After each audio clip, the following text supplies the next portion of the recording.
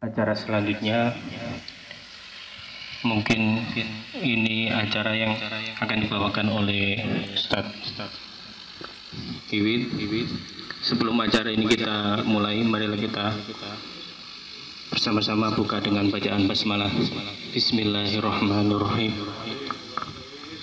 Insya Allah waktunya nanti sampai jam 9, mungkin molor-molor dikit nggak apa-apa nih ya Pak Wijaya. Kepada beliau dipersilakan.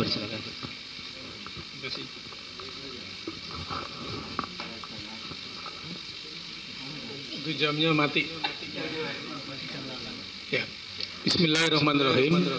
Assalamualaikum warahmatullahi wabarakatuh. Alhamdulillah waskurillah la haula wala quwata illa billah. Asyhadu an la ilaha illallah wa asyhadu anna Muhammadan abduhu wa rasuluh. Allahumma sholli ala Muhammad wa ala alihi wa sahbihi ajma'in. Amma ba'du. Alhamdulillah kita bersyukur kepada Allah atas segala nikmat yang diberikan kepada kita semua. Saya merasa bersyukur kepada Allah bisa bertatap muka dengan Ikhwan di sini. Mungkin ada yang sudah pernah ketemu atau mungkin ada yang belum. Saya juga lupa ingat dulu saya kesini tahun 2012 kan? Mungkin di antara itu ya, saya lupa. 11 ya. Oh, 2011 saya baru ketemu Mas Priyo sama Mas Bomo. Yang lainnya mungkin sudah, mungkin belum, saya lupa. Gitu. Belum. Iya. Oh, itu masih segini. Sekarang udah segini. Ada fotonya tuh. Masya Allah. Kalau saya gimana, segini-gini aja ya.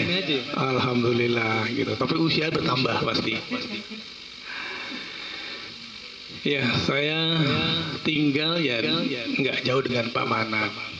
Dulu juga waktu masih di Jakarta juga nggak jauh dengan Pak Manan gitu. Dan saya dulu dengan dia mendapatkan melalui syariat beliau, saya mendapat hidayah gitu. Dulu sebelumnya saya di tarbiyah, masih remaja, masih kuliah gitu, Ikhwanul Muslimin ya gitu. Ketemu dengan beliau, dikasih tawaran gitu. Ya, sampai mau punya istri 2 boleh gitu kan. Iya, artinya aktif di sana, aktif di sini gitu kan. Istrinya 2 kan? Tapi saya akhirnya putuskan konsisten di sini gitu. Karena kalau diibaratkan sholat jelas salamnya, sholatnya jelas sholat apa? Sholat subuh misalnya kan 2 rakaat salam. Kalau di luar sana rasanya ya sholat, cuma nggak tahu sholat apa ini, nggak ketahuan salamnya. Itu tadi kan disampaikan walaupun 1000 tahun, kalau di depan itu dekat, iya kan? Walaupun tujuan butuhnya itu mungkin kalau dengan diukur dengan kemampuan kita nggak mungkin gitu ya, atau waktu kita nggak tahu, tapi itu pasti karena di depan akan terjadi. Gitu. Nah itu yang kemudian istri pertama saya ceraikan gitu. Saya talak 3 langsung gitu. Sampai hari ini alhamdulillah ya 20-an tahun lah saya bergabung dengan jamaah kita ini, dengan lembaga ini. Suka duka lah ya, artinya ya kalau mungkin hari ini baiknya kalau saya ngasih tausiah udah terlalu asin, semalaman dari semalam udah dikasih semua, iya kan gitu. Tapi baiknya kita mungkin testimoni atau pengalaman. Ini kan yang mungkin ya bisa jadi pelajaran buat kita gitu, pengalaman kita semua ini. Iya. Jadi saya tahun 2000 lah gitu, menikah langsung bergabung dengan Pak Manan. Ya, karir saya semenjak dari kuliah itu, mohon maaf, nama saya Pak Widya, panggilannya Mas Wiwit. Pak Wid gitu. Ya, putra saya 6. Yang besar tuh baru kuliah. Kita kenalan dulu ya, biar enak ya. Oh. Udah 20 tahun ya udah kuliah. Udah semester 5. Adiknya itu lulus SMA. Alhamdulillah udah 30 juz. Sekarang jadi musrifah. Jadi berkarya pengabdian. Adiknya juga udah dapat jadah 30 juz juga, alhamdulillah. Sekarang berkarya di pondok yang saya kelola. Jadi sekarang saya mau ngelola pondok. Ada 3 pondok di sana di Bogor. Saya di bagian sekretariatnya.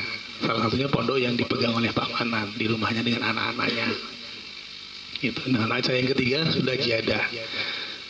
Ajaran ke depan besok dia jadi musrif, udah mengabdi. Gitu. Walaupun kelas 2 SMA sekarang mau naik kelas 3. Gak kebayang saya dulu tuh. Saya tuh latar belakang saya tuh perbankan. 20 tahun lebih saya kerja di perbankan. Tahun 2017 saya pensiun dini. Sebetulnya dari tahun berapa 96 ya saya, karena saya punya pimpinan, saya konsultasikan saya mau keluar ya, biar di situ kalau bahasa riba itu udah ngerti lah ya, hukum haramnya udah ngerti, cuman karena tugas, karena perjuangan saya suruh di situ sampai 2017. Akhirnya nggak usah minta lagi, udah tahu harus keluar. Saya keluar langsung dari 2017 kelola pondok sampai sekarang gitu. Jadi ya usia ya gitu ya. Dulu waktu saya masih di kantor saya dulu saya di Permata Bank. Hari ini tadi kebetulan saya di sini ada teman saya Permata, rumahnya di Sidoarjo. Saya undang ke sini nih, ibu-ibu mungkin mau datang kali, katanya mau datang. Mudah-mudahan datang. Itu teman saya di kantor dulu. Saya di sana ya tadi 296 saya izin keluar belum boleh karena mungkin saya belum mumpuni, belum mateng gitu. Oleh pimpinan dibilang biar di situ dulu, tapi tetap berdakwah. Akhirnya saya sampai jadi ketua Rohis Permata Bank Indonesia. Gitu. Pengalamannya alhamdulillah banyak lah. Gitu. Jadi diustadkan, jadi terapi, tapi nggak minta kita, ya, tapi luar biasa ya. Jadi apa yang kita dapat di sini ya dalam perjalanan berjamaah itu adalah luar biasa. Dan ketika kita bawa keluar itu orang menerimanya dengan luar biasa. Misalnya pengalaman saya, ini kita sharing aja ya, kita itu. Kalau saya ngasih tausiah rasanya enggak lah, ya biar ada ini aja apa, kita santai aja. Waktu itu saya jadi ketua Permata, Rohis Permata lah itu se-Indonesia gitu.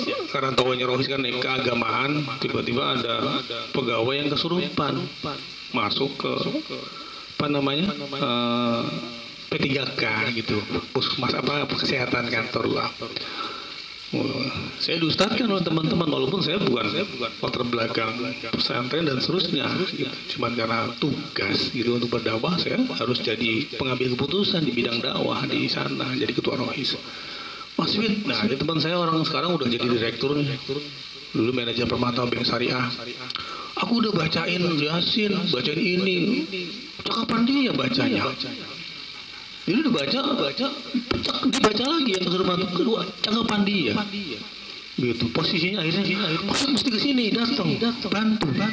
Saya nggak punya pengalaman untuk ngobatin orang yang kesurupan, demi Allah.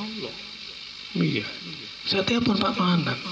Pak, saya ini disuruh ngobatin orang, saya nggak bisa apa-apa. Ya wis, Bismillah, ya, minta tolonglah kepada Allah. Itu aja. Turun tangga karena di lantai 17, turun ke lantai 1. Pakai itu bukan tangga ya Pak, lift. Ya mulai dari berjalan sih begitu niatnya. Saya serahkan kepada Allah. Jadi kita bergantung kepada Allah tadi. Saya baca sebisa-bisanya. Basmalah, ada ta'awudz, basmalah, apa aja lah kalau ditanya nggak ada resepnya. Wes sorampangan. Tapi karena kita satu gelombang dengan orang-orang bertauhid, saya datang tuh posisi yang si korban itu kaku tangannya, begitu kaku, bener-bener kaku. Saya tidak ngapain, saya datang, saya lihatin, saya pegang tangan sedikit, pijit, karena kalau kayak pernah ada pelatihan mengurus jenazah, kalau jenazah yang sudah kaku dipijit-pijit ya, bisa kendor gitu. Saya pijit-pijit, tiba-tiba kendor sendiri, terus dia tidur, sembuh. Kemudian dibawa turun oleh teman-temannya ke lantai lain, lantai 7 kebetulan. Oh Ustaz, nanti kalau kambuh lagi atau dipanggil siap. Saya bingung, tak dipanggil gimana lagi caranya?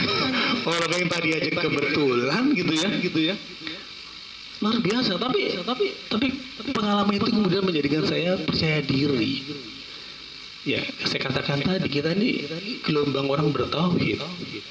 Kita ini dalam kerajaan Allah, ya kan? Ya nggak mungkin Allah ngebiarin kita tuh nggak mungkin, ya kan? Apalagi kita dalam tugasnya, pasti Dia tolong. Ya jadi kalau diulangi lagi caranya, ya saya nggak tahu apakah gitu, dan ternyata nggak terjadi kepada saya saja. Iwan kita yang lain juga begitu tuh.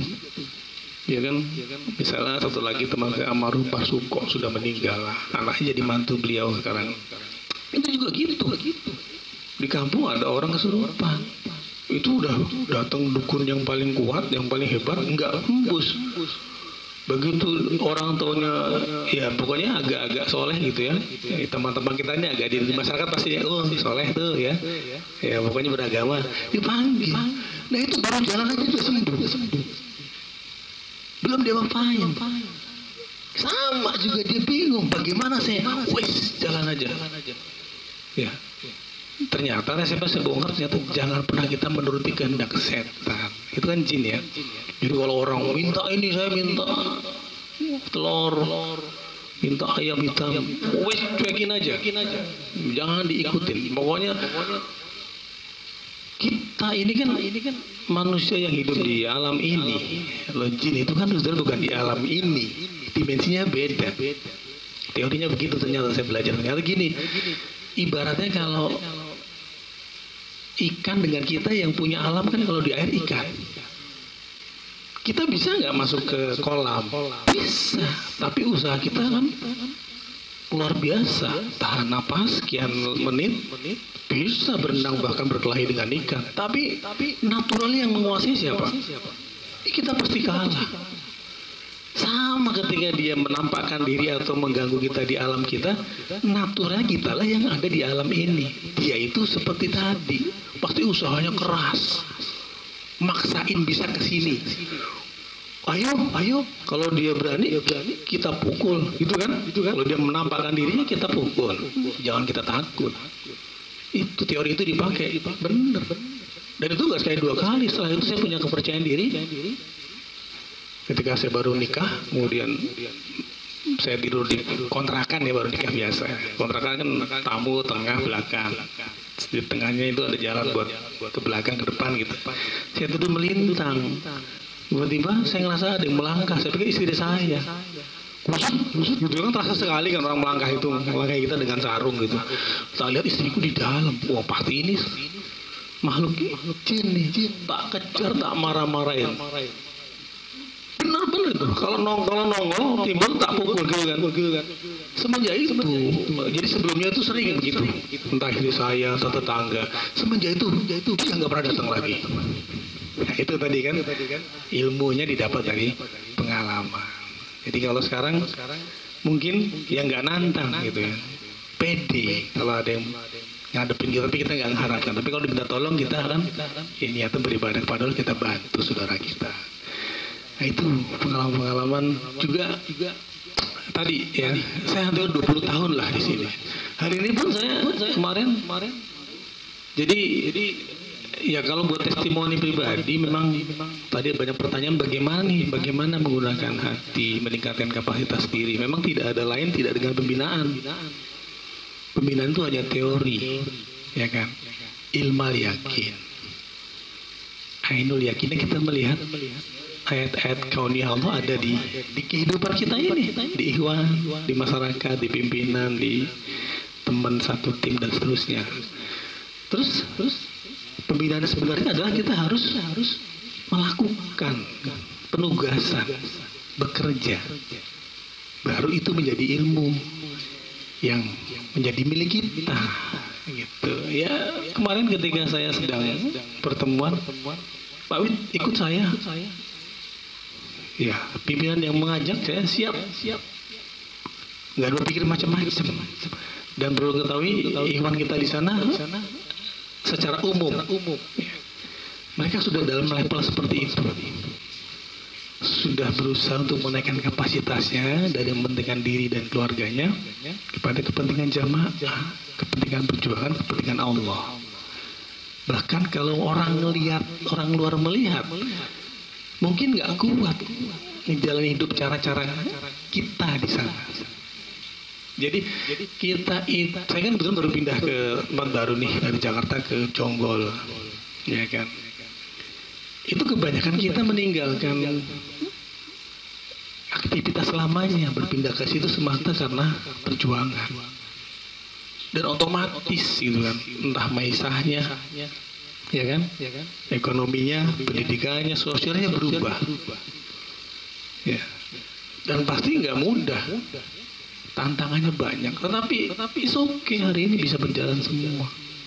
Seperti saya misalnya, saya 2017 pensiun. Dari mulai saya pensiun aja, ketika saya ngajuin pensiun ke bos saya, mau jadi apa Mas? Oh, aku mau jadi bapak rumah tangga gitu kan. Itu aja.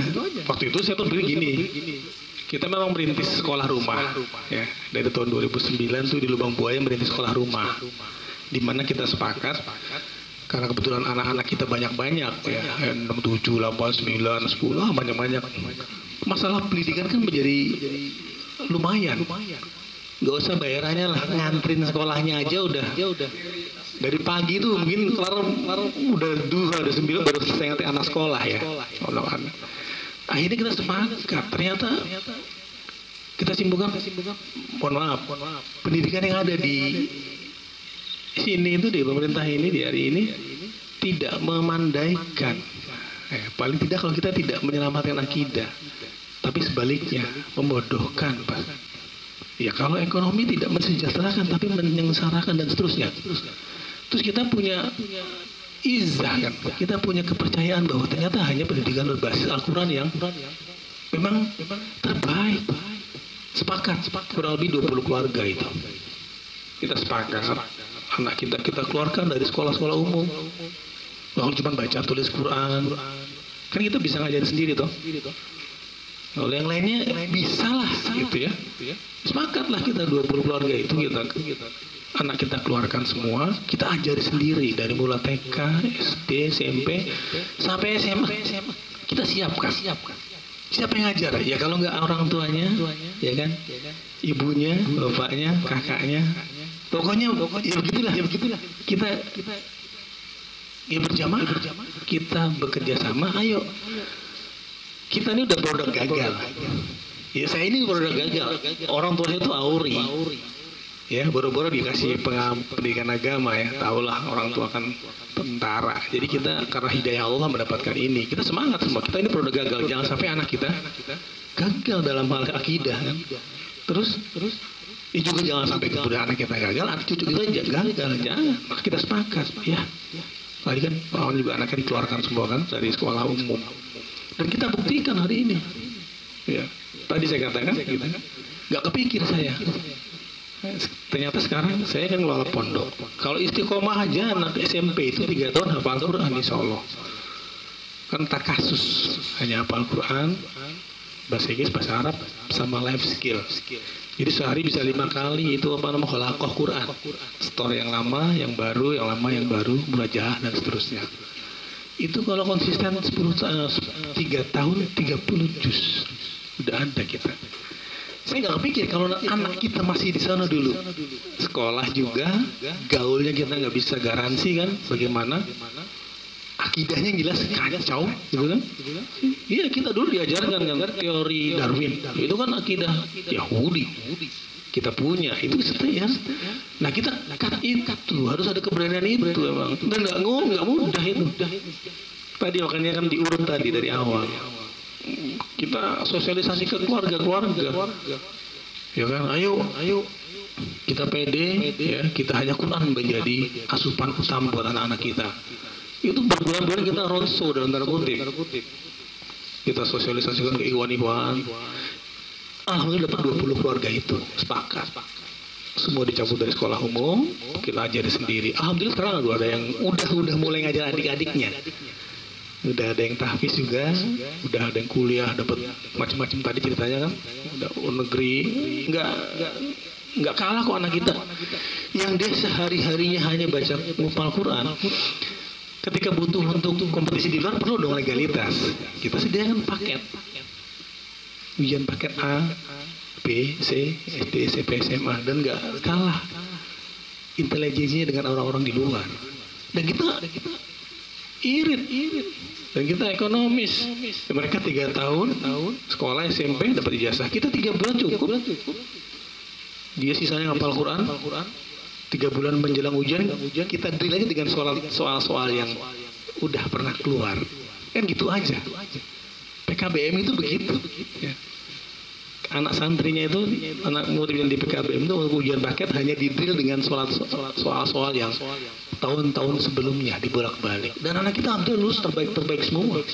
Karena ketika dia berhasil menghafal Al-Quran, itu sebetulnya dia cerdas, hafalannya kuat.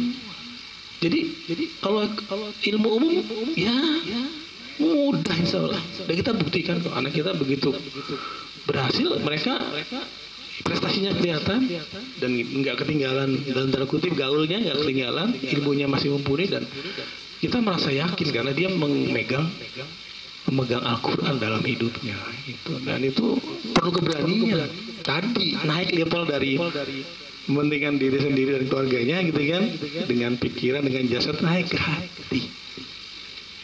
Dan ini kita di lapangan. Tadi kalau pertanyaan tadi semua itu sebetulnya ya itu kan pembinaan ya, makanya tidak ada ikhwan, tidak ada kita nih yang matang dalam pembinaan, nggak ada, ya kan? Udah dapat semua semalam dari Pak Manan semua. 3 bulan sekali kesini misalnya, oke, gitu. 3 bulan itu lakukan di kehidupan, itu yang penting. Keberanian itulah yang dibutuhkan hari ini. Iya. Saya testimoni ini mungkin harus ini banyak buat kebaikan kita semua. Waktu kerja di bank kan kemudahan banyak saya, ya bank, saya pernah di bank ya.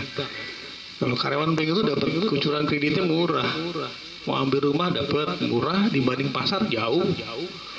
Udah selesai, belum selesai bisa mobil, bisa pendidikan, bisa renovasi. Tapi kita apakah cuma sampai situ aja, gitu ya? Habis waktu kita pagi sampai sore, Senin sampai Jumat. Jihadnya Sabtu Minggu aja, nggak begitu. Akhirnya harusnya jihad 100%. Karena orang tua kita bilang jihad itu 100%. Iman juga 100%. 2017 saya keluar. Ya kalau gaji otomatis ya nggak bekerja kan. Tapi karena katanya tadi, jangan hal yang luar biasa, hal yang sepele saja tadi, kita menyapu, gitu tadi kan, cuci piring atau apa, kita niatkan ibadah kepada Allah, kerja kepada Allah. Kalau kerja kepada Allah, yang bayar Allah, sedikitnya dia tuh buat kita luar biasa. Itu saya buktikan. Nah kan yang banyak biar sharing aja ya gitu ya. Singkat cerita, pensiun saya. Ya, waktu itu teman-teman di Rohis tanya, Pak Wid kok bisa? Ya, pensiun gimana resepnya? Gitu. Teman-teman tuh ngajuin 2 tahun, 3 tahun baru di-approve oleh bosnya. Saya 2 hari. Kalau lihat saya lain, Jumat saya kasih bos saya, Senin udah di GM. GM-nya teman saya, karena saya pimpinan Rohis Permata. Lu mau kapan keluarnya? Kata gitu. Biasa 3 bulan bos, tulis tanggalnya. Maret. Mudah-mudahan saya ngajuin Maret keluar, ya udah. Itu teman-teman bingung, lu kapan ngajuinnya? Kan nggak ada. Ya kan Allah punya pertolongan, 2 hari disetujui, orang bisa tahunan. Alasannya pun mesti valid. Ya, misalnya valid. Orang tuanya sakit payah, saya harus berhenti bantu orang tua, valid, gitu ya. Kesehatan saya menurun, udah nggak bisa kompetisi dengan yang muda, terbuktikan dengan medis, valid. Saya nggak ada alasan, cuma apa alasannya? Aku mau jadi bapak rumah tangga. Kenapa? Karena waktu itu anak saya keluarin dari sekolah, kan homeschooling. Bapaknya nggak keluar, nggak adil. Dia belajar sama bapak ibunya, bapaknya di kantor, ya nggak adil. Saya keluar juga dong jadi guru buat mereka, buat anak dan istri saya. Itu 2 hari teman bilang itu hasilnya. Begitu saya pensiun, bayangkan anak saya waktu saya pensiun itu yang besar tuh SMA kelas 2, yang adiknya ya SMP, adiknya lagi SMP SD. Kalau pakai ini biaya sekolah walau nggak sampai. Teman-teman gue bilang nanya teman-teman kan mereka udah mulai ngaji, tahu hijrah, tahu berjuang. Tanya aku gimana Pak Wir resepnya? Ya nggak sederhana lah. Pertama aja, ikatannya dilepas dulu. Ikatan saya apa? Utang rumah, utang mobil, gitu ya. Dijual-jualin sebelum pensiun. Setahun 2 tahun sebelum pensiun saya jual-jualin semua itu. Jualnya ya jangan jual mahal, jual laku. Rumah turunin, mobil turunin, ikatan kan terlepas. Saya itu masuk kategori Firikop yang dapat zakat harusnya, karena saya terpenjara waktu itu. Ya di kalangan Ikhwan tuh saya terpenjara, cuma di Sabtu Minggu. Padahal kalau kesini nggak mau Sabtu Minggu kan? Ke Mojokerto, belum pernah Sabtu Minggu. Saya harus pulang. Karena saya masih kerja, itu saya diikat gitu kan. Saya lepas ikatan itu. Rumah dijual murah, laku, tutupin utang. Mobil jual murah, ya murah, turunlah laku semuanya. Pindah ke lubang buaya, ngontrak, gitu kan? Nggak lama keluar, posisi ngontrak keluar. Nah hasil dari uang itu saya beli rumah hari ini, beli sebidang tanah, bangun. Terus anak gimana sekolahnya? Nah ini dia mungkin jadi testimoni. Niat kita bekerja kepada Allah, maka Allah yang akan membayar dengan cara Dia sendiri. Kita nggak bisa mendikte Dia caranya. Ya, alhamdulillah anak saya yang paling besar pesantrennya teman saya yang punya. Bayar bukan semaunya, tapi boleh gitu. Ringan bayarnya, bisa. Yang kedua, Allah berikan dia kemampuan intelijen bagus, beasiswa full. Sampai sekarang tadi udah jadi muslim, ya, udah 30 juz sekarang jadi muslim. Yang ketiga, sekolah tempat saya sendiri karena saya kelola sendiri kan, pondok Quran. Ya sekolah bapaknya ngajar orangnya kan gitu. Sekolah kita sendiri, hafal Quran udah selesai 30 juz juga. Yang adiknya beasiswa full di sekolahnya Agim di Ciputat. Itu kalau masuk aja SMP 25 juta. Tapi beasiswa. Adanya 2. Nah, 2 inilah yang saya nikmati hari ini di rumah yang 10 tahun sama yang 7 tahun. Saya ajarin semuanya Quran, hadis. Yang lainnya life skill aja. Ini jadi dalam tanda kutip harus tidak boleh gagal generasi saya ini. Itu perlu keberanian, bukan hanya saya. Tapi tadi ya kita mampu memimpin diri kita, memimpin istri, mengaruhi anak kita, ya, mempengaruhi istri, mengendalikan anak. Nggak bisa terjadi kalau kita nggak ada keberjamahan dalam diri dengan keluarga, ya kan, dan anak-anak semua. Nggak mudah, karena saya kemudian ketika saya udah mengelola pondok Quran, ya karena saya kenal orang perbankan juga, ada mantan-mantan teman-teman saya di bank lain, dengar saya Pak Wid, Mas Widya gitu, sekarang ngelola pondok. Wah, aku mau tahu nih, sama-sama banker bisa jadi ngelola pondok, apa resepnya. Datanglah mereka ke sini, ke pondok. Memang dia di bank apa, saya lupa tuh banknya. Dulu termasuk pejabat juga. Dia bilang, aku nih sebetulnya pengen tahu resep Mas Wid. Dulu kita tahu kan, kita sama-sama banker, kerjanya begitu. Sekarang bisa ngelola pondok bagaimana? Ya saya ajak keliling aja. Ketiga pondok. Yang putra, yang putri SMP, dan putri SMA. Kemudian terakhir di saya, rumah saya. Ya di situ dia pengalaman kita. Saya ceritakan mengenai latar belakang kenapa pondok ini terjadi gitu ya. Dari komunitas homeschooling, kemudian ada yang ngasih tempat, kita pindah. Orang hijrah ke situ jadi pondok. Orang tuanya pindah juga, termasuk saya yang lola, pindah juga. Dan seterusnya. Dia simpulin ini orang ITB. Saya ini sehari di sini saya dapat 3 semester. Gitu, semester 1 di sono, semester 2 di SMP yang putri, semester 3 di SMP SMA yang putri. Ujian akhirnya dengan Pak Wid. Ujian akhirnya saya dosen bimbingnya, gitu katanya. Karena dia melihat Islam berlaku di pondok dan di kehidupan orang tua yang terlibat di pondok.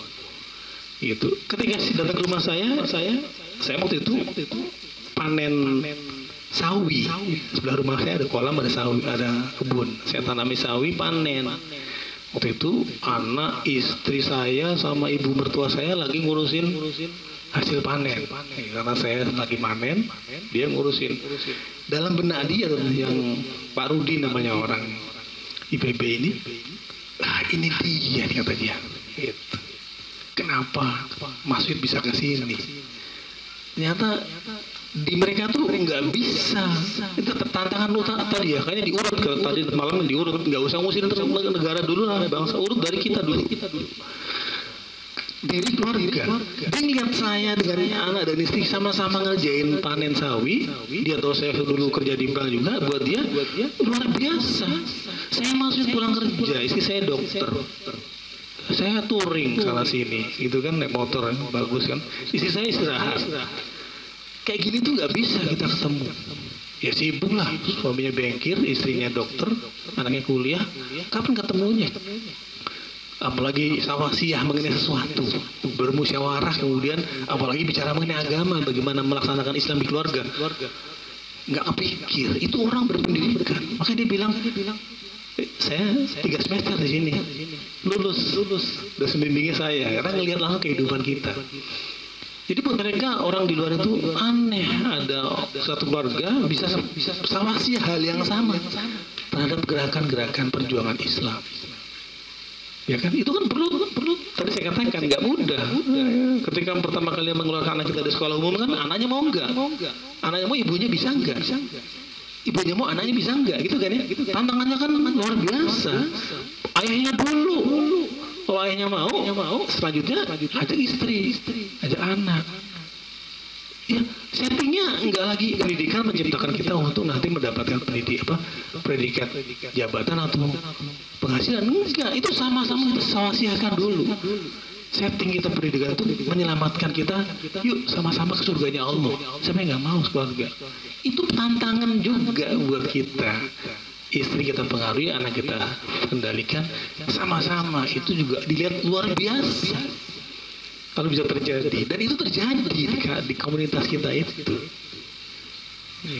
Tadi ya, ketika kita beristihad mendahulukan kepentingan perjuangan, gitu kan, Islam, Allah dan Rasulnya dengan berhijrah tadi urusan ekonomi saya dengan membiayai sekolah anak, beres nggak? Beres. Gaji saya diganti dengan anak yang tadi, yang satu yang di beasiswa, ini sekolah di saya sendiri, ini beasiswa. Itu kan cara Allah. Tapi yang kita hasilnya mereka pendidikannya nggak terbengkalai, dan yang diambil yang strategis Quran. Ya tadi kan nggak mungkin lah kalau seorang hafiz Quran ya di masyarakat disepelekan lah ya, apapun namanya. Itu testimoni ini yang ya mungkin kesempatan ini coba kita share, saya coba juga share gitu, karena perlu dijalani. Kalau ilmu mah teori kita dapat semua, tapi bagaimana kita menapakinya, dan ketika menjalaninya itulah kemudian Allah buka pintu-pintu yang lain. Pintu-pintu dibuka.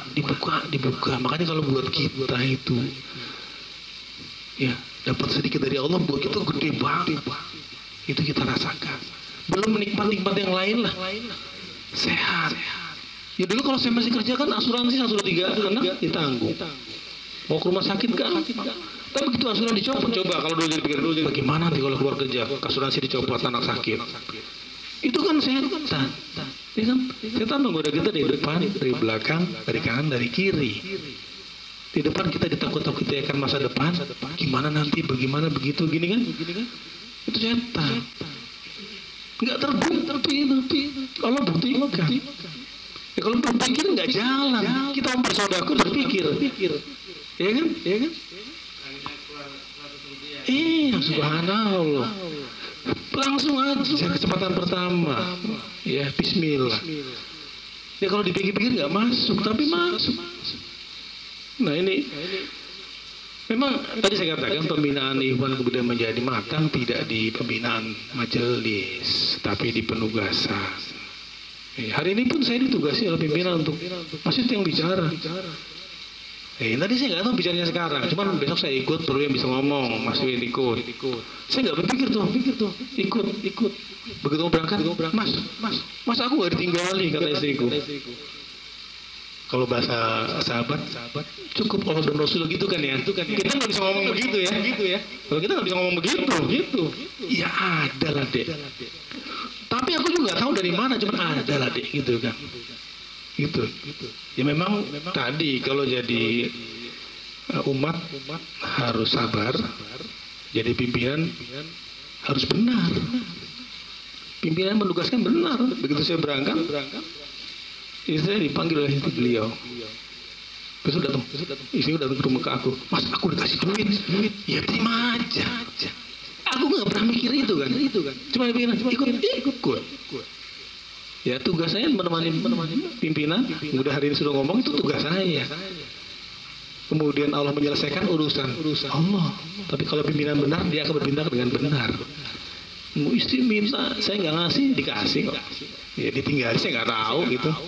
Biasa sih lebih biasanya gitu. Jadi itu keberanian kita untuk mengambil keputusan, mendahulukan tadi ya, malah taat gitu ya, mendahulukan kepentingan Allah dan Rasulnya. Ya, kalau kita sekarang punya pimpinan adalah ulil amri, insya Allah gitu, dibuka semua kemudahan. Saya 20 tahun di sini, itulah yang menjadikan kita dewasa. Dan antum bisa lihat juga kalau di Jonggol itu kan, saya bilang tadi 20 keluarga, 25 keluarga, itu nggak beda-beda dengan saya. Gitu loh. Mereka yang biasanya maisahnya rutin, kemudian harus pindah, harus bergerak dengan maisah baru, kan penyesuaiannya lumayan. Tapi saya lihat semua selesai masalahnya. Ya kan? Masalah dirinya itu bukan teori lagi, tadi dikatakan kita harus bisa menyelesaikan masalah diri, keluarga dan jamaah dalam waktu yang bersamaan. Kalau tidak dibenturkan dengan kasus, nggak kebayang nyelesainya. Ya kan? Kita sendiri belum benar kok menyelesaikan masalah keluarga, gimana jamaah. Tapi sekarang posisi kita petugas, istilahnya apa namanya, ya bukan hanya nangani diri tapi keluarga dan umat. Kebetulan begitu saya. Tapi ya kita nggak pernah minta itu, tapi Allah perjalankan kita ke situ, dan Allah pintarkan itu, dan Allah tunjukkan jalan itu kepada kita. Dan ini menambah keyakinan. Ya, wah kalau cerita dari Pak Manan mah banyak ya, dan itu saya melihatnya bukannya, ya kalau saya melihatnya ainul yakin. Di sini saya dapat ilmu yakin, saya melihat di kehidupan ikhwan di antara beliau. Karena ainul menyaksikan saya, hakul yakinnya saya lakukan tantangannya, gitu, walaupun kecontalan ya, pasti, tapi harus. Atau harus merasakan panas dinginnya. Nahan, ya kan? Nahan beristiqomah dengan kebenaran, sementara tadi banyak gangguan, tapi hasilnya kan dikasihnya bonusnya berkah. Allah itu sering ya, kalau saya simpulkan, dia ngasih pertolongan itu di injury time. Nah itu subhanallah. Prosesnya itu yang penting, tapi kita yakin injury time-nya aku dapat itu penting juga. Contoh paling gampang, kalau kita saum Ramadan, kan kita menahan dari mulai terbit matahari, semua kita tahan. Bonusnya jelas, bonusnya pada saat kita buka, itulah waktu yang paling mustajabah untuk berdoa. Itulah bonusnya. Artinya kita mau dapat bonus, iya dari pagi nahan dulu. Ya kan nggak mungkin bonus kasih depan, kan nggak mungkin. Di belakang. Tapi bener tadi, kalau memang gini, kalau bahasa tauhid, sebetulnya kalau gampang, kalau saya ke anak-anak remaja, bahasanya Allah tuh maha pencemburu, gitu. Dia tuh nggak mau diselingkuhin. Wah luar biasa, makanya nggak diampuni kalau diselingkuhin. Syirik itu dia nggak ampuni. Artinya apa? Ya kita jangan sampai berburuk sangka kepada Allah. Ya kan? Ini nggak bisa. Oh, itu udah buruk sangka. Memang kalau pakai ini, pakai jasad diukur, pakai pikiran dijangkau nggak nyampe. Terus kita nyerah. Berburuk sangka kita kepada Allah. Ya ini usaha kita, ini cara kita. Gimana? Ada Allah. Buat dia. Apa sih yang nggak mungkin gitu ya? Itu banyak juga kita dapatkan. Jadi gini, kadang ilmu itu dapat. Dulu saya pernah dengar, mungkin waktu saya awal-awal masih remaja dapat. Ngertinya tuh begitu udah tua. Karena apa? Begitu tua ngelakuin. Oh ini maksudnya. Jadi begitu dengar lagi, ketawa kita. Seneng gitu ya, mudah-mudahan jadi amal gitu kan. Karena teorinya jadi nyata, jadi milik. Ilmu itu jadi rezeki karena sudah kita kerjakan dan kita tahu. Maka kemudian kita ngajak anak, ngajak istri atau teman sahabat. Itu rasanya ya mungkin juga kalau antum mendengar Pak Manan ngajak lain dengan ngajak yang lain kan. Karena memang sudah kulino gitu. Enggak masuk akal karena agama itu nggak bisa pakai akal. Nggak bisa pakai akal. Kadang-kadang harus fasid terus. Nggak nalar mas. Dan memang kalau teorinya gimana ya nggak nalar ya. Ada surat di dalam Al-Quran mengatakan memberi makan di hari kelaparan. Juz 30 ada tuh. Bagaimana tuh? Memberi makan orang di hari kelaparan. Luar biasa. Tapi kita lihat itu Nabi kita Muhammad Rasulullah SAW. Ya kan? Kan antum kisahnya mungkin udah biasa lah. Nabi kita kisahnya dia setiap lewat depan rumah perempuan Yahudi selalu dilempari kotoran gitu kan. Ya kan dihina, dicaci, dizalimi. Tapi kan Nabi nggak pernah respon. Punya ilmu angin tadi ya, nggak pengaruh. Tapi suatu ketika nggak ada yang lagi ngelakuin, karena mana nih ternyata sakit, ya kan? Apa yang dilakukan? Apakah yang di luar dugaan? Enggak, ya ditengok lah. Iya, nengok juga. Iya. Kalau kita bawa pisang, bawa apel gitu ya, bawa jeruk. Kan itu dakwah bilhal luar biasa. Itu Nabi kita, masternya orang beriman, masternya orang mutakid. Itu kan kita paham. Praktiknya gimana? Itu kan kita apa ceritanya, tahu ceritanya, posisi Nabi seperti apa, hasilnya seperti apa kita tahu kan. Tapi itu bukannya cerita yang fiktif, nyata. Artinya hari ini pun harus begitu. Saya ibaratkan gini, sampean buru-buru mau ke tempat usaha, gitu kan, naik motor. Kemudian orang pakai mobil nabrak antum, jatuh. Ya kan, apa yang kita lakukan? Bangun. Ya, maafin, kasih di ongkos. Silakan, nggak apa. Kan gitu kan. Aplikasi hari ini kalau saya analogikan kan gitu kan. Nabi dilempari kotoran kan dizalimi, ditabrak kita, jatuh, nggak marah tuh Nabi. Terus ditengok ketika sakit. Ya, berarti kita kasih yang nabrak, ya udah silakan jalan sama Nabi. Ya ongkos beli bensin. Kan gitu aplikasi hari ini. Begitu nggak aplikasinya? Begitu saya rasa paling gampang. Kan gitu Nabi kan. Sakit ditengok kasih buah, kasih buah tangan. Kan sama aja begitu ya, kita ditabrak orang, kita ngasih. Kita malah minta ganti rugi. Itu bukan fiktif, itu kenyataan aja begitu. Dan kita mengaku sebagai umatnya, kita harus bisa begitu. Kita harus bisa begitu. Di kita tuh begini, contohnya nih, ada teman kita kaya raya. Dia beli mobil. Ya ini udah dipakai buat Iwan. Ya kan? Udah masuk nggak pikiran orang di luar yang nggak mengenal Islam? Nggak masuk orang mobil kita kok dikasih buat kepentingan umum. Kenyataannya nggak 1-2 mobil, 1, 2, 3, 4 mobil. Di kaya raya dikasih mobil buat jamaah operasional. Mau yang make ini orang miskin yang make ya, nggak bisa beli mobil, seneng makainya, rusak balikin, rusak, dibenerin. Gimana? Iya. Yang make Sopo, mobilnya siapa? begitu rusak jebol mesinnya, yang benerin yang punya, tapi ya dibenerin. Itu kalau pakai ini nggak masuk, tapi dan dia nikmat dengan itu. Iwan kita ini nikmat dengan, karena dia mampu. Nah itu dia. Tapi apakah kita menungguin mampu? Enggak lah. Yang menarik itu, ya kan, kalau dalam Al-Quran kan wasari'u ila maghfirati min rabbikum adwas samawati wal ard uiddat lil muttaqin. Surat Ali Imran ayat 133 134. Ya kan? Bersegeralah kepada ampunan Allah yang disediakan baginya surga yang luasnya seperti bumi dan langit. Yang seperti apa? Orang bertakwa. Yang ayat selanjutnya, yang dia mampu berinfak dalam keadaan sempit dan lapang. Iya kan? Wasari'u ila maghfiratin min rabbikum adwas samawati wal ard uiddat lil muttaqin. Alladzina yunfikuna fis sarra'i wad dharra wal kadzibina ainas wal ghaidu afinas wallahu muhibbul muslimin.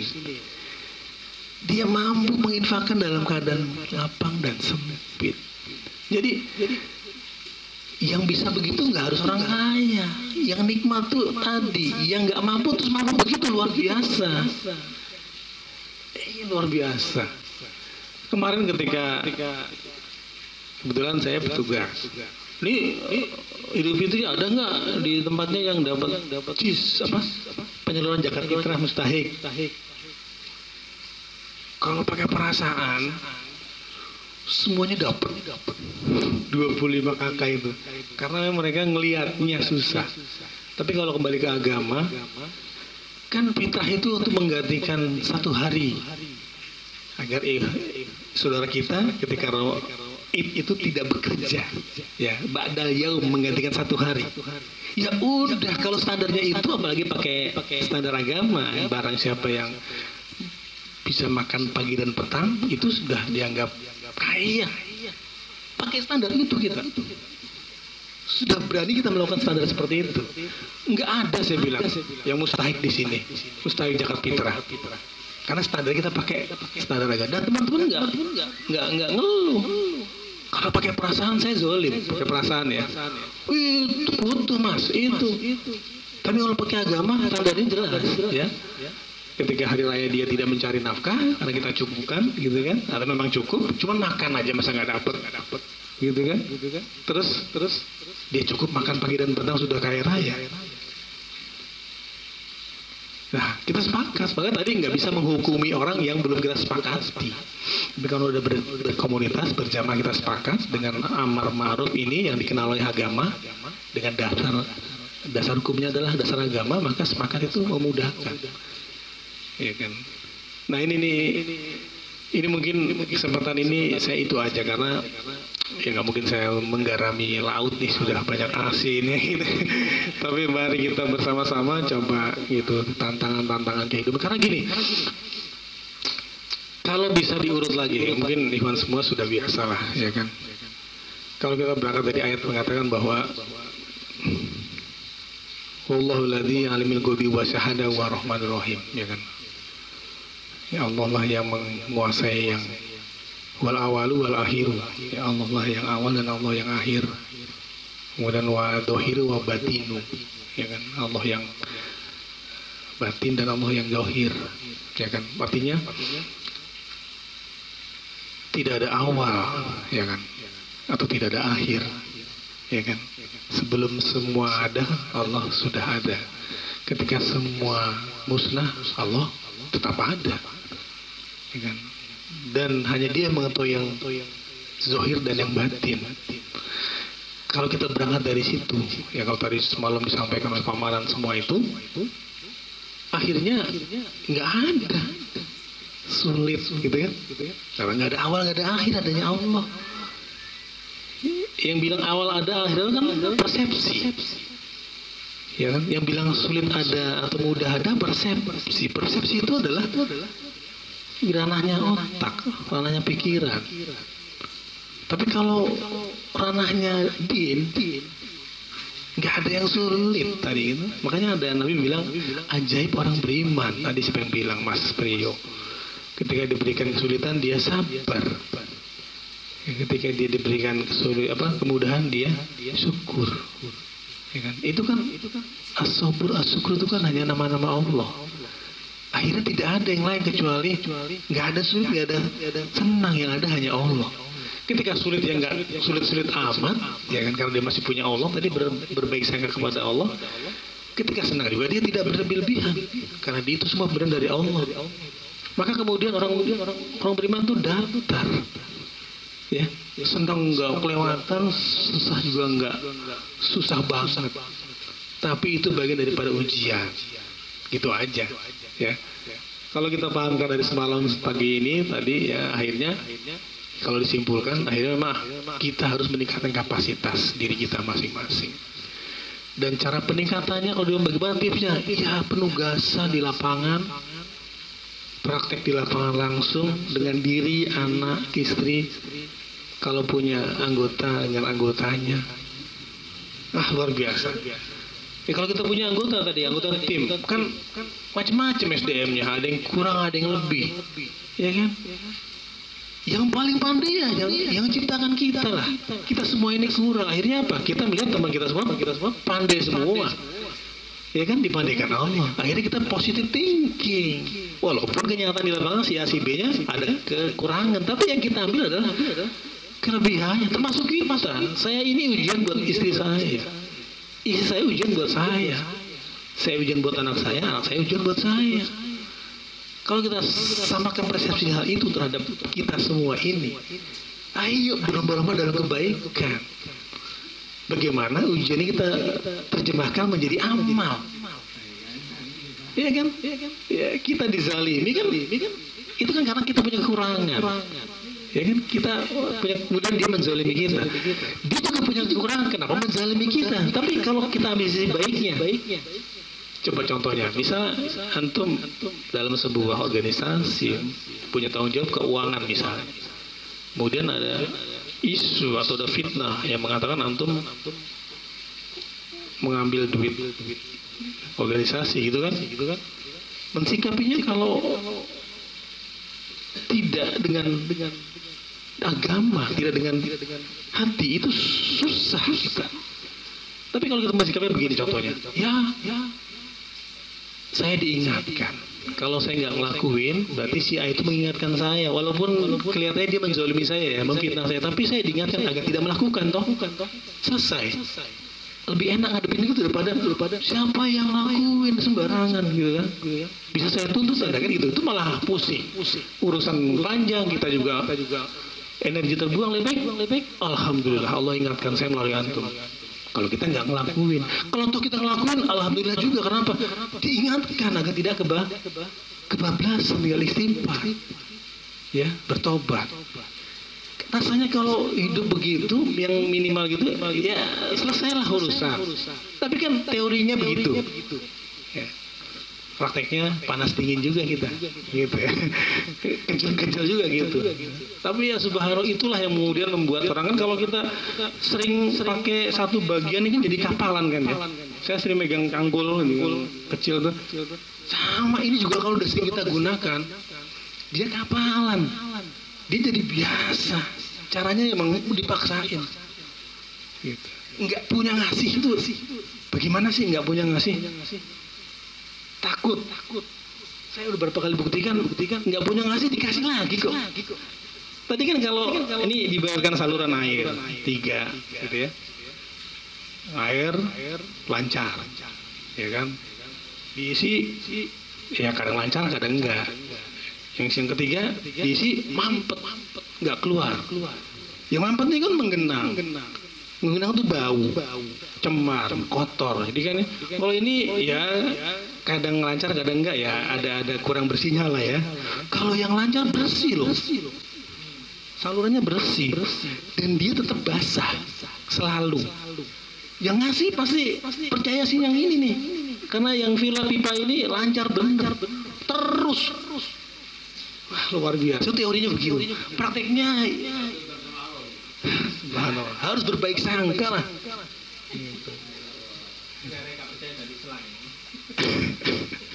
Iya, orang saya dulu sempat bikin training gitu kan, training SMT itu kan ya. Bukan banyak yang ikut gitu. Saya kasih pura-pura ya gitu ya. Pura-pura aja banyak yang pelit tadi gitu. Pura-pura nih gitu saya bilang. Ini seandainya kita tahu kan kita nggak akan mati kalau belum habis rezeki kita gitu kan. Ini pura-puranya. Kita tahu jatah rezeki kita sampai mati 1 miliar gitu saya bilang ke anggota audien. Tahu nih, itu kan pura-pura gitu. Sampai seusia segini sudah kita pakai buat makan, buat pakaian, buat rumah 1,5 miliar. Berarti jatah rezeki kita masih ada di langit 500 juta. Ya. Tiba-tiba nggak tahu gimana tuh 500 juta hari ini turun di depan kita. Ya, entah ada orang ihsan, entah ada orang ngasih, entah kita bisnisnya jebol, ya. 500 juta di tangan kita. Ini pura-puranya gitu ya. Belum selesai. Saya bilang dulu kan yang namanya rezeki itu yang kita konsumsi, yang kita minum, yang kita makan, yang kita pakai lah, pakaian yang kita kenakan. Jadi ini belum tentu rezeki saya ini, paling satu, ya toh? Yang ini belum tentu ya. Padahal dari sini, ini juga nih dompet ini. Ini juga nih, udah di kantong saya. Enggak tentu punya saya ini, bisa punya anak saya, istri saya atau orang lain yang di jalan. Pokoknya yang kita konsumsi itu rezeki ya, gitu. Ini makan, minum dan yang kita pakai. Oke. 500 juta ditekan kita cash. Kita ngerti tuh, iya kan? Udah habis 500, turun 500. Ya. Saya bilang, ya wes, tiba-tiba ada tetangga datang. Maaf Pak, dia nggak tahu kita punya duit kan, pokoknya datang. Itu siapa yang datengin? Allah kan? Oke. Saya perlu anak saya kanker, apalah namanya, pokoknya hari ini mesti dioperasi kalau nggak mati. Stadium, wah pokoknya 7 kali ya. Saya butuh buat operasi. Butuhnya berapa? 500 juta. Saya bilang ke anggota, ya wes, punya kan 500 juta di tangan sekarang. Kira-kira antum ngasih berapa tetangga tuh bantuan? Ada ngasih 2 juta aja Pak, gitu. Separuh, ada yang full. Itu kan cuma pura-pura. Saya bilang pura-pura aja udah pelit loh. Gimana benerannya gitu ya. 500 juta kasih cuma 2 juta gitu kan. Padahal pura-pura, Masya Allah, manusia luar biasa gitu. Tapi kalau kita bilang, saya kasih semuanya. Bener. Iya kan? Bener kasih semuanya. Challenge lah. Anak istrimu gimana? Gitu kan? Nah, challenge tuh, setan tuh. Tapi teori itu harus kita lakukan. Dia kasih semuanya.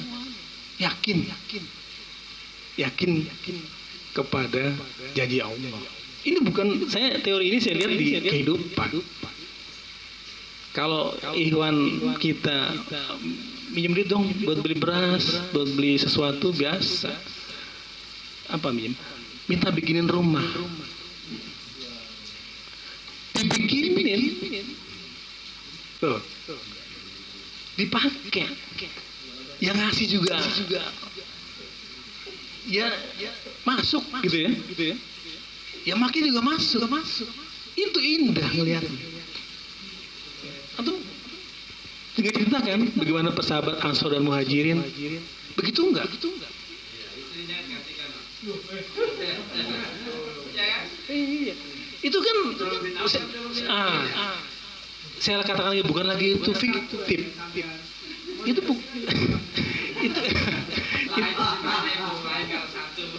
itu kan bukan fiktif. Iya. Silahkan rumah belum pakai nggak Pak? Itu? Iya, aku ceraikan. Saya tanya apakah itu fiktif? Enggak, itu sejarah. Dan itu harus terjadi hari ini kalau kita mau butuh. Energi butuh dulu tuh seperti itu kan kualitas sahabatnya. Maka hari ini kalau kita mau mendapatkan butuh energinya harus sama. Kalau energinya nggak sama, nggak bakal. harus sama energi. Artinya kualitas kita harus seperti tadi kan saya tuh siapanya gitu kan.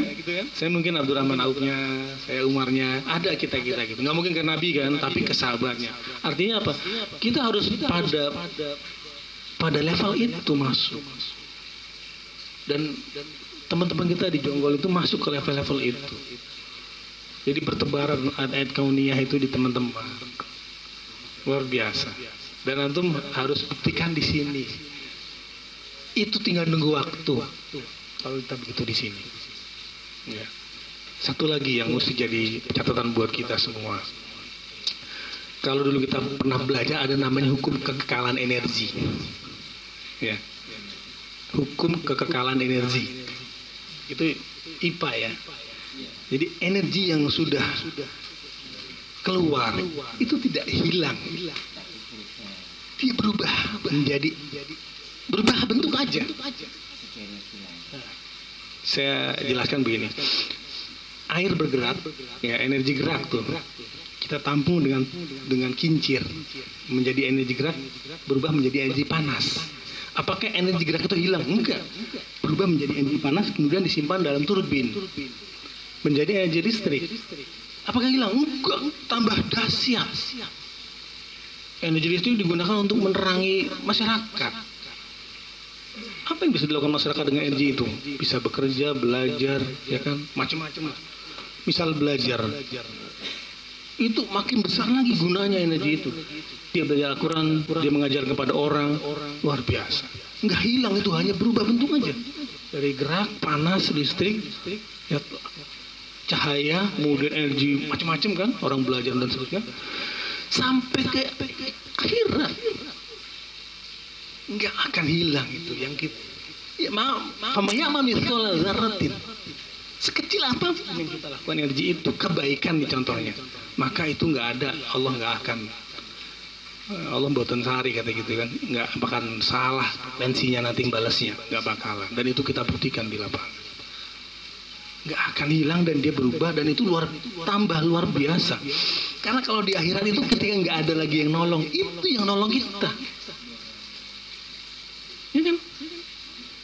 Anak yang soleh, amal jariyah, ilmu yang bermanfaat. Karena energi yang kita keluarkan di bumi itu menjadi itu hasilnya. Itu yang membantu kita nanti di sana ketika kita sudah habis usaha kita di dunia, itu yang nanti menjadi wasilah atau syafaat dari yang kita lakukan. Jangan dianggap sepele berbuat kebaikan sekecil apapun. Tadi ya, cuma nyapu, niatkan bekerja kepada Allah, luar biasa. Makanya Nabi memberikan perumpamaan, berbuat baik itu sekedar meninggikan duri di tengah jalan, kan sepele. Tapi nggak sepele buat orang yang terbuka mata hatinya. Karena itu sampai dengan tembus waktu dan ruang, luar biasa. Dan kalau itu menjadi motivasi kita nggak akan pernah melewatkan kebaikan sekecil apapun. Masya Allah. Iya, dan itu kita sampaikan ke anak kita seterusnya ke istri kita harus. Iya, kan waktu para sahabiah tanya kepada Rasulullah, ya Rasulullah, ngiri kan, suaminya ikut jihad, ya kan, ikut perang, ya, bisa syahid. Istrinya gimana kami? Nggak ada yang percuma. Dia mempersiapkan persiapan suaminya, itu sama saja nilai dengan suaminya yang berjuang. Sama hari ini kita pahamkan istri dan anak kita apa yang kita lakukan seperti itu. Jadi mereka, saya ingat ketika saya nikah itu, yang sekarang sudah meninggal, yang menikahkan saya, almarhum Ajengan Abdul Karim, yang punya Ariat, kita sering ngumpul di pesantrennya. Itu waktu saya dinikahkan, ini mujahid ketemu mujahidah. Kalau dulu jihadnya sendirian, sekarang jihadnya berdua. Berarti harus lebih powerful. Terus sekarang udah punya anak, lebih powerful lagi, karena kita harus mensawasiahkan yang persepsi yang sama kepada anak dan istri. Kalau itu terjadi, tantangan tadi itu. Ya kan? Kalau sekarang, taunya baru sekarang, ya tetap dikerjain. Itu juga kita lakukan, tetap dikerjain.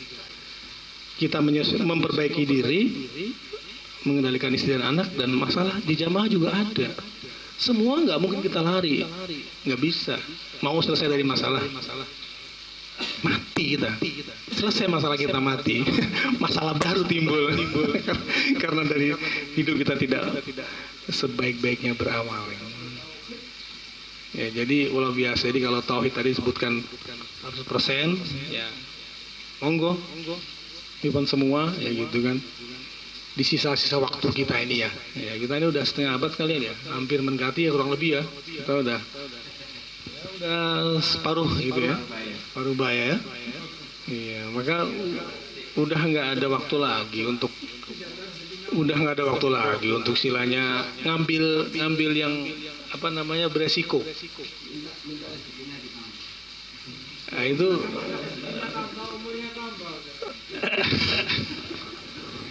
Nabi kita nggak gitu loh katanya. Saya nggak tahu. Katanya Nabi kita doanya nggak begitu. Ya Allah, cukupkanlah rezekiku untuk hari ini saja. Nabi Muhammad SAW berdoanya gitu aja. Besok ya doa lagi. Kenapa? Dia seneng loh kalau kita minta begitu. Jadi buatlah ruang publik kita dengan Allah. Ngapain aja kita? Ya Allah, aku mau begini. Tadi aku tuh serang kaget. Habis ini Pak Wid ya. Aku langsung minta tolong pada Allah. Ya Allah, tunjukkan aku jalan untuk bisa. Nah, ini nggak di luar kemampuan aku hari ini dalam tanda kutip. Cuman aku masuk besok ikut. Aku perlu ada yang bisa ngomong atau gitu. Aku nggak tahu kalau hari ini ditugaskan ngomong sekarang. Ini pamanan, ini Iwan semua. Aku ngomong apa ini? Gitu. Udah semalaman dan tek semua dihabisin semuanya kan ilmunya. Saya nggak kepikiran. Ya udah, pokoknya umum aja kata beliau. Ya Allah, perjalanan saya hari ini keluar. Maka saya bilang nggak ada sesuatu itu yang kebetulan. Ini saya yakin ini udah skenario-nya Allah. Ini saya di sini ketemu dengan antum semua. Ya kan? Dan saya hanya menjalani takdir. Saya hanya menjalani tulisan yang ditulis. Dan pasti itu saya yakin adalah kebaikan. Karena kita dalam tadi orang-orang yang sedang memperjuangkan agama Allah, di situ penuh dengan kebaikan. Jadi salah antum kalau berjuang di tempat lain. Ya, karena yang paling utama hari ini adalah tadi juga di semalam disebutkan, bid'ah terbesar adalah bid'ah kepemimpinan, tidak tegaknya kepemimpinan Islam. Itu bid'ah terbesar. Kalau bid'ah yang macam-macam itu yang tadi malam ditanyakan, tahlil macam-macam itu selesai kalau pemimpinan Islam tegak, insya Allah. Dan itu yakini. Lama enggak kok. Orang janji Nabi jelas ya. 5 fase umat Islam toh. Ini kan nubuah, khulafaur rasyidin, ya kan?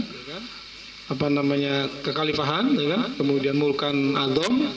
Nanti kita lagi seperti ala nubuah kan? Enggak percaya? Jauh enggak kok. Orang udah jengkal Nabi selesai kok. Hari ini udah sampai kemana? Bukan adom. Apa namanya? Ya, penguasa yang memaksa. Terus kemana? Tadi ada tanya mengenai pimpinan nasional. Bapak, udah waktunya sholat ya hadir. Siap nggak siap kita harus menerima. Tapi yang paling penting adalah amal sebelum butuh, itulah yang paling luar biasa. Kalau sudah selesai kita amal tuh udah nggak ada gunanya. Tapi sebelum ini kita berusaha untuk mempercepat itu terjadi. Biasa. Maka kemudian adakan kita ridho, Allah ridho, ya kan? Waktu itu ditanya oleh pimpinan, di sini siapa yang udah siap mati? Ya nggak ada yang siap mati lah, ya kan? Kebanyakan ngerasa belum siap dengan amal, gitu kan? Nggak siap dengan amal. Iya. Harus, tapi itu tetap harus siap. Ya toh? Iya. Luar biasa. Jadi alhamdulillah, mudah-mudahan kesempatan hari ini, ya mohon maaf saya juga beristighfar kepada Allah, tapi saya senang karena ini adalah ya saya menjalani tulisan saya yang baik hari ini. Walaupun tidak banyak yang saya lakukan, hanya testimoni, itu testimoni. Ya mudah-mudahan bisa diambil pelajarannya dari teman sekalian.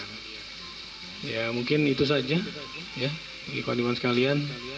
Kalau masih ada waktu ya monggo kita diskusi ya Mas Bowo yang ngelit gitu. Mudah-mudahan Allah bukakan pintu-pintu lain dari hari ini. Alhamdulillah. Saya kembalikan ke Mas Bowo. Assalamualaikum warahmatullahi wabarakatuh.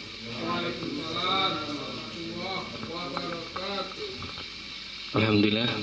Terima kasih atas penyampaian dari Ustadz Wiwit. Mungkin dari teman-teman ada penambahan, barangkali waktunya pengen nambah 5 jam atau lebih itu boleh.